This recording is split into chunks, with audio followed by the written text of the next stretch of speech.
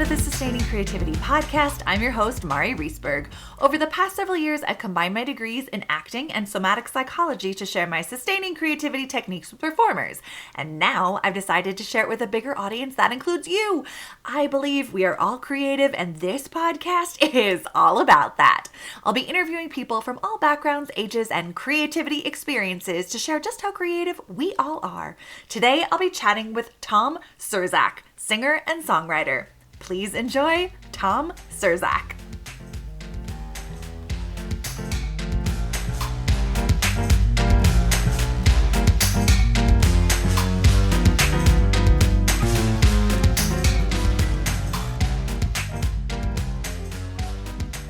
Welcome to the Sustaining Creativity podcast. Today, I'm chatting with Tom Sir-Zak, singer, songwriter. Welcome to the podcast. Hi, Mari. Glad to be here with you. I am glad you are here. I can't wait to chat about creativity. Before we get in there, why don't you let our listeners know a little bit more about who you are and what you do? Well, it's been a big change in life for me. I've run a business in the lighting industry since my early 20s, and for some reason I was in charge, and I was working with a German company on the East Coast, and they moved me out to the West Coast, and I traded them for the Japanese, and I became at like 28 years old in charge of a Japanese subsidiary and very globalized really early. And went back and forth to Japan quite a bit and spent a long, long time uh, in the lighting industry. And then I took a turn, and I decided, because I was always a musician. I grew up in a musical family, and I've been playing guitar since 10 years old and writing songs since 12, 13. I decided that I was going to get back into this world of music, and I went to a songwriting camp hosted by Steve Earle. And I like to tell everybody I met my lost tribe. There's like 100 other singer-songwriters there. And when I was leaving, everybody handed me their CDs or albums. And I was like, well, I don't have a CD or album to hand back to anybody. I was coming here just for the experience of the whole thing. But that set me down a whole path of like, well, I need to, keep up with the Joneses. And next thing I knew, I'm taking a bunch of the songs that I had written my whole life, and I'm out recording an album, and then putting together a band to perform that. And then, just like potato chips, couldn't stop with just one. So I'm up to my fifth album, and we're out performing all over Southern California, and I'm riding the wave, and it has just been just a fantastic turn of events for me, going from a completely different universe in the lighting world, and traveling the business world of everything to an artistic world and being in the music side of everything. It's been a real joy. It sounds amazing. I'm I have so many questions, but first I want to start with what were the skills that translate between both the lighting world and the artistic world? Well, you were asking about creativity, and a lot of sales and marketing, which I had to be the person that would, you know, bring the products into the United States, and I would have to then market them across the country. So Mhm. I would have to, like, present them. I would have to do whatever the mailers were, or if there was Mm. trade shows, or if there was advertisement. I was the head guy involved in all of that. I Mm. was the head person involved in all the personnel and hiring all the people, which is the same thing as to when you hire a band. I was the person that would have to, you know, manage all the different personalities, which is the same thing as if you're running a band, you're managing a lot of different personalities. Mm-hmm. So when you're in on the music side, there's a couple of different elements, but there's the creative side where you're creating the music, which is very similar, I guess, to, creating the story that you're going to do in a business world is almost the same as creating the story that you're going to put together for a song. Similar in that way, I would guess. And as I was just saying, managing people is very much the same. Mm-hmm. Uh, Marketing and promoting, that world's changed quite a bit because we've moved into this whole um, social media world and the Sure. world of the internet, and although I was very very familiar with the world of the internet, it's a rocket ship and the way that it's taken off. I mean, every year it's so much more advanced than it was the prior year. Mm-hmm. And I do remember reading uh, some books in sociology way back when, uh, about, the speed of change, and how every year the speed of change just goes faster and faster. Well, we're now at that stage where it is just going too fast, and I can't keep up with it all. Yeah, But I can't definitely, either.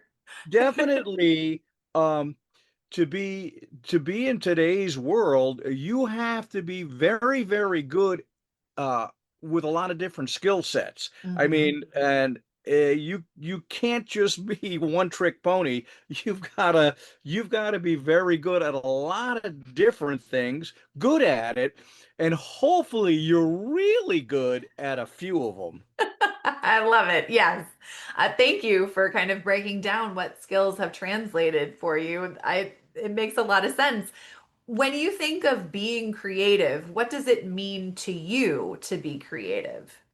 Well, one of the things, it's all about using your imagination, and it gives you for me, it gives me it's a link to my youth still, to be creative, but it's about originality, it's about imagination, um and there's a lot of things. You've got to be observant, you've got to be curious, you've got to be um there's a lot of elements that go into it, right? But one of the things with me with creativity, and I thought about this, is it's something that you have to work at all the time. Mm. It's, you know, it, as as a guitarist, as a piano player, I practice every day. Mm. Every day I practice. And as a songwriter, I practice every day. Mm. And what does that mean? It means that I practice of being creative every day. And I don't think that being creative is something, I guess there's people that are born into it, and there's people that are made, that, and there's combinations, right? But you're either really you're born as Thomas Edison or as an Albert Einstein, or you work your way into it. And Mm. so I spend a lot of time practicing on songwriting. Every day I work on it. Mm. And I do think it's a skill, like a lot of skills, um, that has to be developed. And I think creativity has to be developed. It's not, there's a lot of garbage that you're going to do. Mhm. And but eventually you get better and better, Mhm. and and good things start to show up. And one of the questions I always ask myself is, you know, has it been done before, or did I do Mm. this before? Mhm. And I don't like repeating myself. I'm constantly looking at, okay, I'll sit back and I'll judge it and say, nah, that's been done too many times. Mm. How do we do this differently? Because a lot of times things are derivative from the past and you're blending things and to come up with original thoughts and ideas, completely original thoughts and ideas, boy, that's tough. Mm, But to take things and to enhance upon them and come up with something new and innovative from a past idea, that's a lot of what's constantly happening. That's how we're growing technology. That's how we're growing mm, many different things. And but getting back to it, I do think it's something that you can't just one day wake up and say, "Yep, I'm going to do this." There's just a very few people that really pull that one off. I think it's something that, if you're going to run a business, boy, you better work at it every single day. If you're yeah. going to be a musician, you got to work at it every single day. If you're going to be a painter, you're going to have to paint every single day. And that's how you get better. And Mm, that's what sparks a lot of this. It comes during that practice, during all of that, that spark will hit you. And hmm. there is a spark that comes from who knows where. And that's the joy that comes along with Mm, it. Because I think a lot of people that are creative, they do it for the joy of it. hmm. So there's my long roundabout answer for you. I It took me love a it. while. It took me a while to get there, but I got there. No, it's fantastic.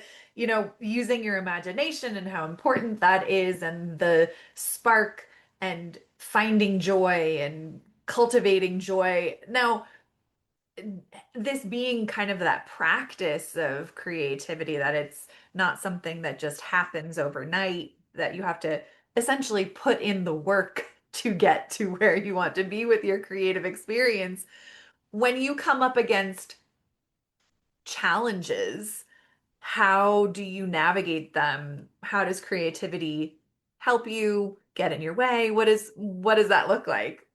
Well, this is where being a little OCD helps.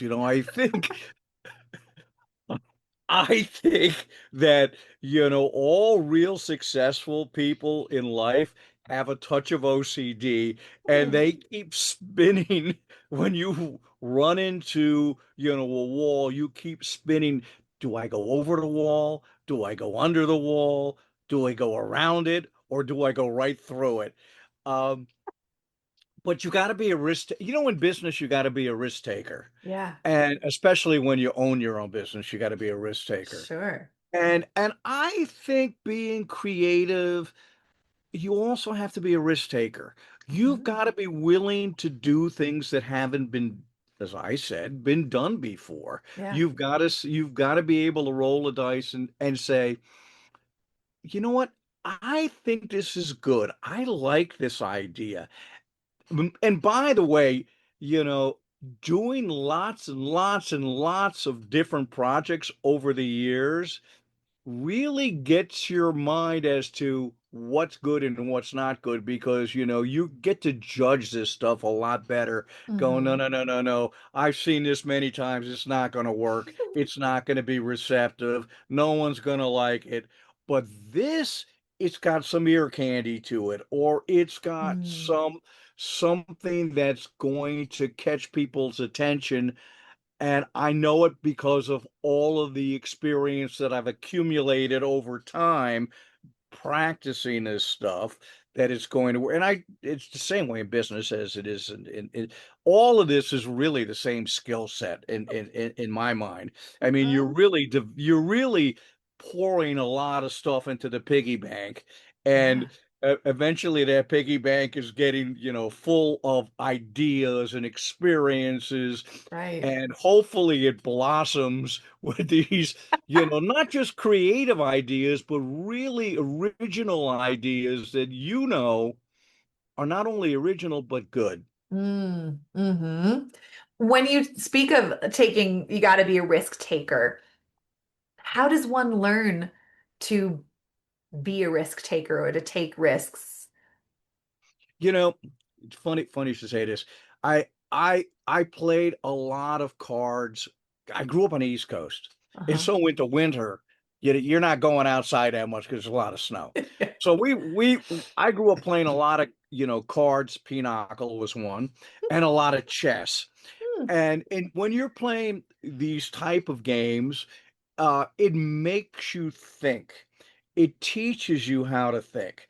And, like in Pinochle, you know when to play your aces and Oh, when to hold back. In yeah. chess, you're thinking 2 to 3 moves in advance. If I do this, they're going to do this.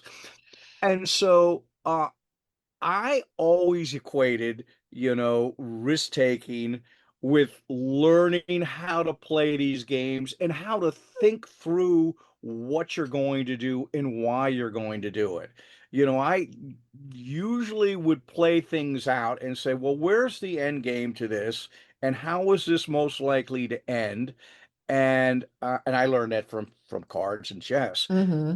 And I think it helped quite a bit in a lot of the decisions I would make in business.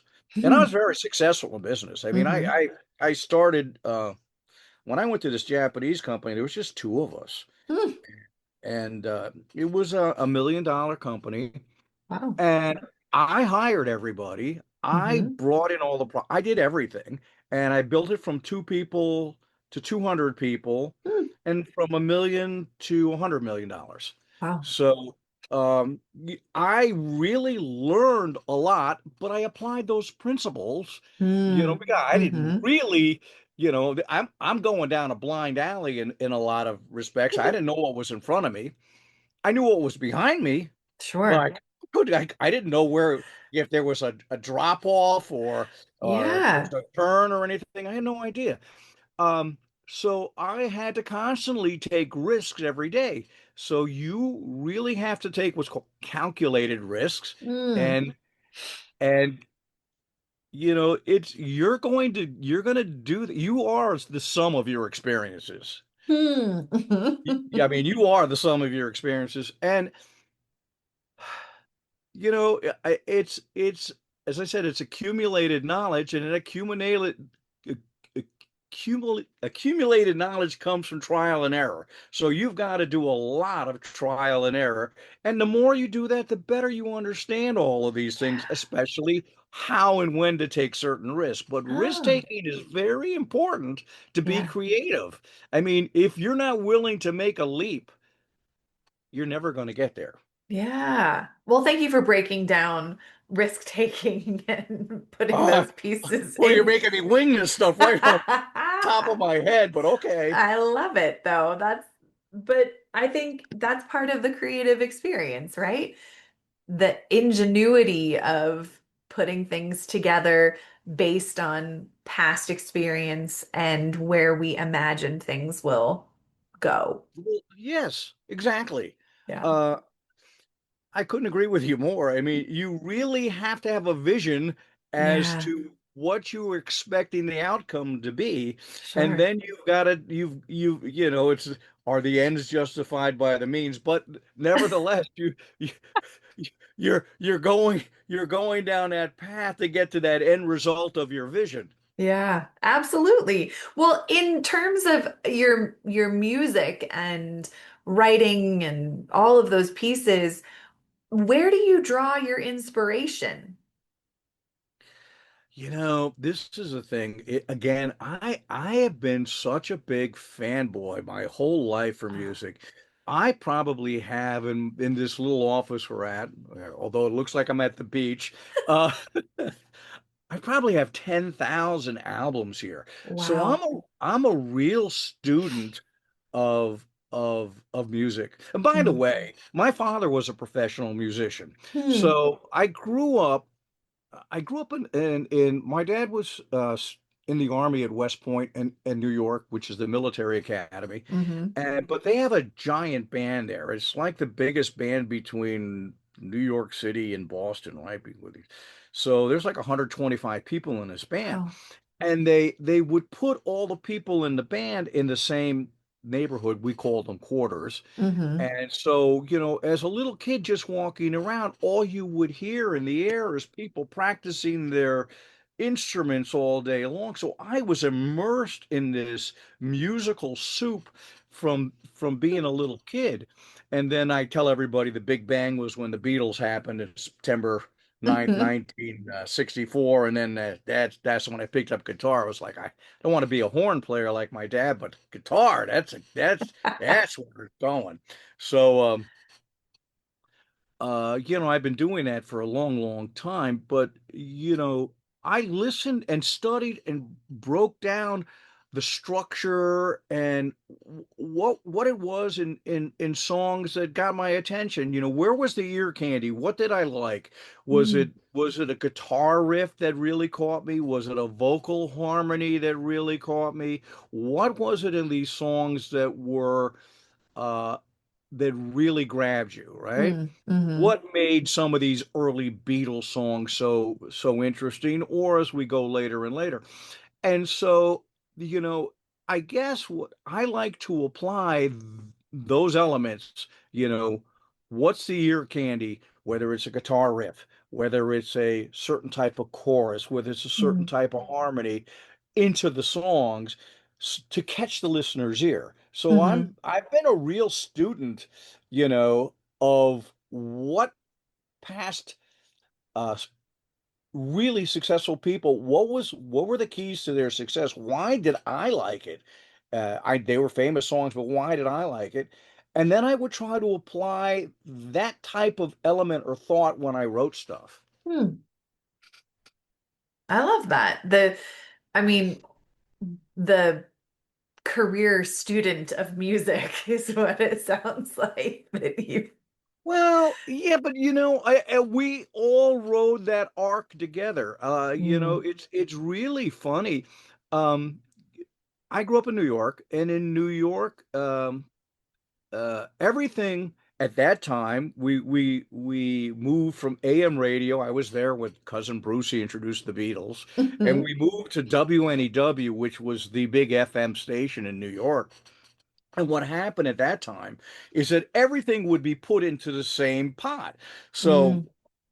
it didn't matter whether it was the Beatles or Simon and Garfunkel or Black Sabbath or Jethro Tull or Mm. America or Yes, all different styles of music would be put into the same, and they were doing album oriented rock, so they would play the entire album, so Mm. you were exposed Yeah. um to all these different genres of music, where today it's very siloed. So if you Hmm. go to XM radio, for example, it's all by, oh, do you like outlaw country? We got a station for that. Oh, do you like, classic rock? We got a station for that.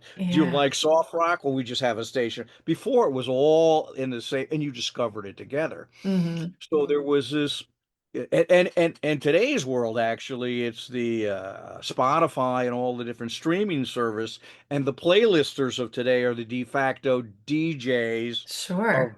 today's music. So it's evolved even further. But nevertheless, I mean, I took that ride with everybody from my generation along the path of listening to all of those great songs, great groups, great musicians, and I'm constantly absorbing. Hmm. Just I'm absorbing it all. I'm thinking about what I like that was interesting. I played in garage bands in my high school years, so we played a lot, and it's so funny. Um, you know, I go out, I listen to bands right now in clubs, and I tell everybody, I'm like, they're playing the exact same repertoire that we played in high school. Everybody's playing the classic rock songs from 50 years ago. Yeah. And I'm telling my friends from high school, I said, you realize that would be like us in high school playing Cab Calloway, Yeah.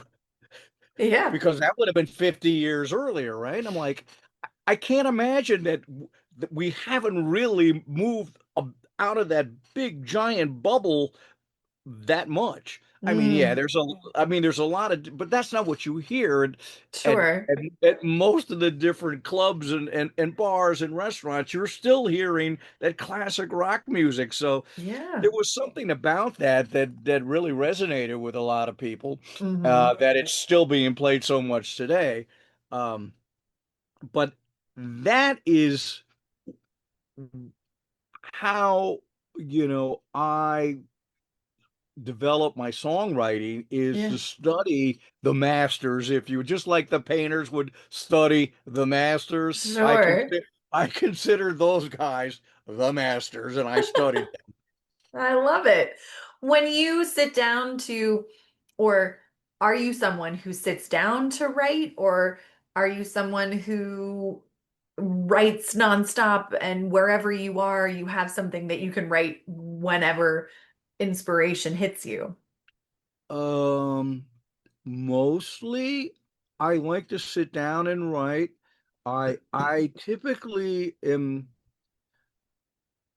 Well, it's not dyslexic, but I would say the vast majority of time I write the music first Mm. and the lyrics afterwards. Hmm. There are a lot of people that go just the opposite. They'll Yeah. write the lyrics first and then the music afterward. But I watched Billy Joel on his HBO special, and Billy was saying that he always writes the music first and then the lyrics after, and I was like, okay, we're on the same page. Yeah. Um, but you know what I do, because the phone's so cool, these iPhones. I'm constantly taking lyric notes, and Mm. I have a note sheet that I'm constantly running with notes and lyrics, because when that hits me, I'll write it right down. So I have a running page of notes. Uh, but I'm more interested in the macro theme. So Mm. what I want, what I pay attention to, is what's that macro theme? What's the story you want to tell in a song? And I'm one of these people. I like doing these little mini 3-act plays Mm. with songs.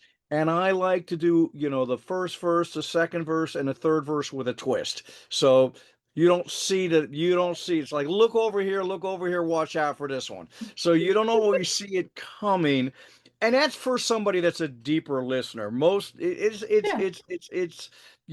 I listen to a lot of the rock troubadours, the Mm. Springsteens, the Mellencamp's, the Tom Petty's, the Warren Zevons, a big Steve Earle fan. But I listen to all of these guys, and I noticed that they like doing a lot of these mini Mm. 3-act type of things.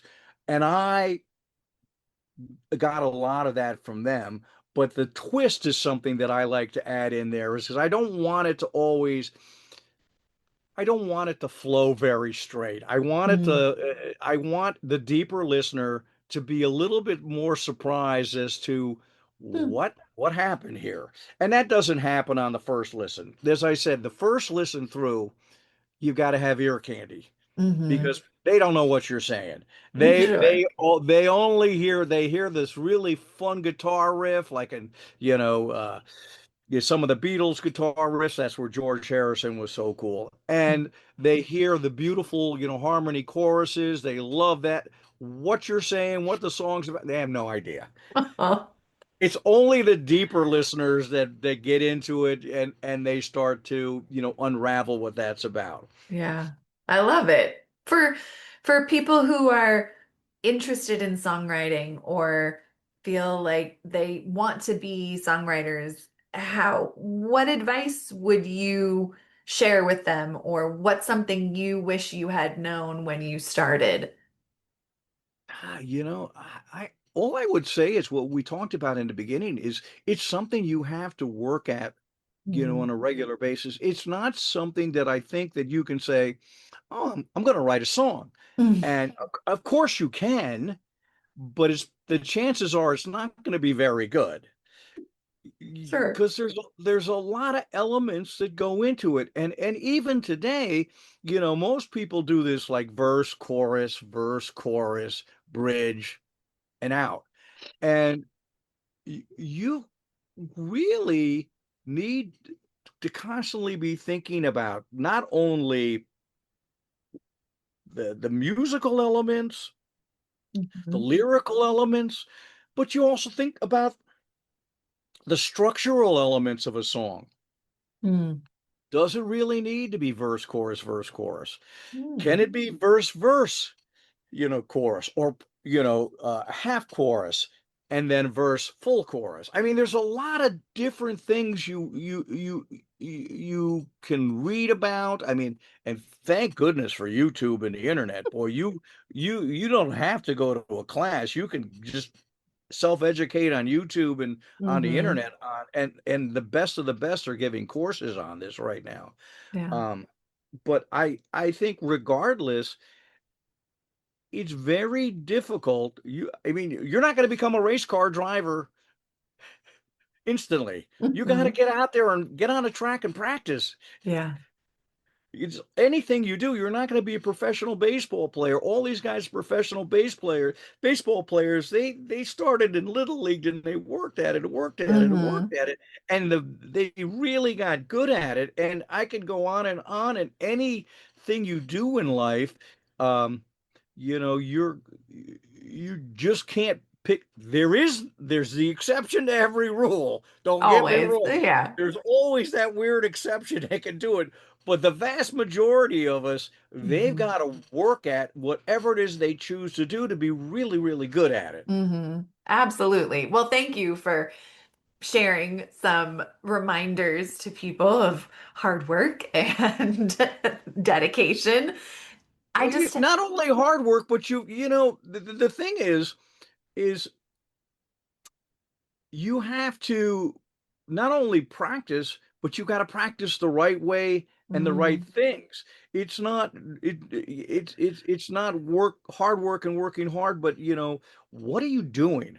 Are you mm, practicing the right things? And that's where having a coach or mm, having a teacher, yeah, even though you can get the teachers on YouTube, but sure. having a coach and having a teacher is really, really important. Mm, And mm-hmm, I would tell anybody if you want to learn guitar, you need to get a guitar teacher. You want to learn piano, get a piano teacher.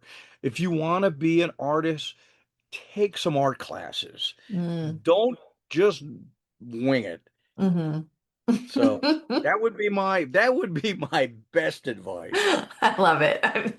That's great advice and good reminders that yes, things are easily accessible through the internet, and it's still important to have a teacher or a coach to help. Yes. Absolutely. Well, this has been such a treat chatting with you, Tom. I have one last question.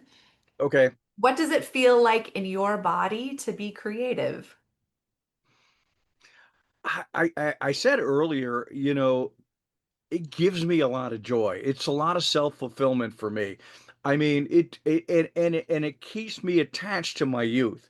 It's something I've been doing my whole life. Mhm. I do this a little bit every day. I mean, I may spend a half hour a day. I may spend 2 hours a day, but I do it every day. Mhm. And it it the two words are joy and self-fulfillment. I Mm. get personally a lot of satisfaction out of doing this.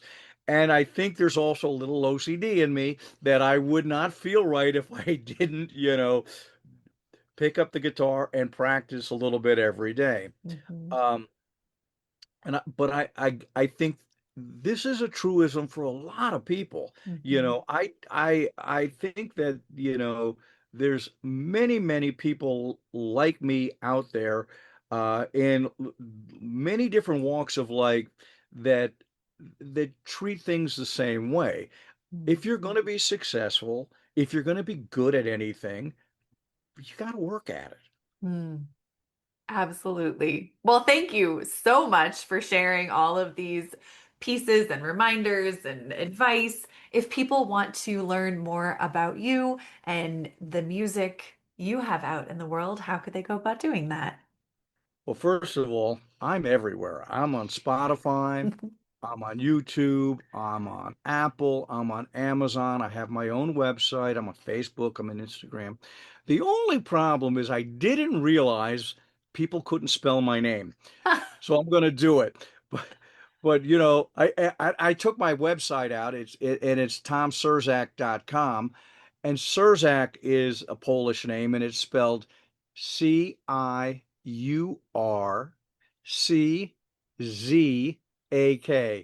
So a lot of people can't find me because they can't spell my name or they misspell it.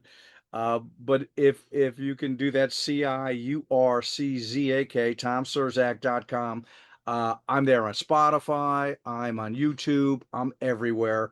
And have my own website. You can find me at Facebook. And please follow me on Spotify. Well, I will put links to all of these things in show notes so people have easy access. And I truly appreciate you taking the time to chat with me today. Thank you so much. Oh, it's so much fun. Thank you, Mari, for having me.